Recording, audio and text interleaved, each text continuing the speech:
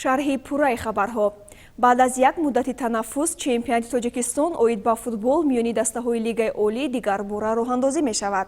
дар рӯзи аввали рақобатҳои даври даҳуми мусобиқа 3 бозӣ сурат гирифт. натиҷаи рақобатҳои баргузор шуда дар гузориши ҳамкорони мо. бозии дастаҳои футболи душанбе 83 ва хуҷанди хуҷанд дар варзишгоҳи марказии шаҳри ваҳдат сурат гирифт. ин дидор аз ибтидо то ба анҷом ҷолибу диданӣ сурат гирифта, дар дақиқаи 11-уми рақобат легионери дастаи душанбе 83 Акблет Ҷонс аз як вазъияти мусоиди голзанӣ истифода карду ҳисоби дидорро боз кард.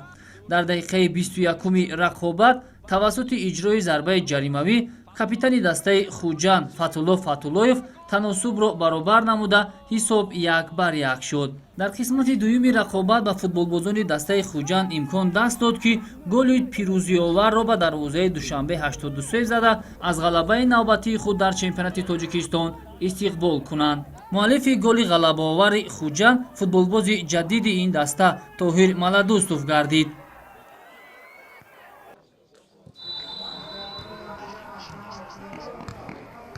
дар даври даҳуми чемпионати Тоҷикистон оид ба футбол миёни дастаҳои Лигаи олӣ ду дастаи шаҳри Душанбе Локомотив Помир ва Истиқлол байни ҳам қувозмӯӣ намуданд.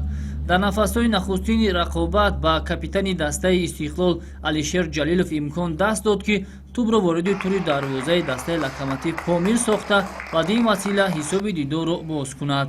дар дақиқаи 26-уми рақобат нимуҳофизатгари истиқлолиҳо Эҳсони Паншанбе бори дуюм тӯбро вориди тури дарвозаи соҳибони майдон сохт. қабл аз анҷоми пайти аввали вохӯрӣ бозам Алишер Ҷалилов ташаббусро ба даст гирифту голи дуюми худро дар ин вохӯрӣ ба самар расонида дар қисмати аввали вохӯрӣ дублро марбути номи худ сохт.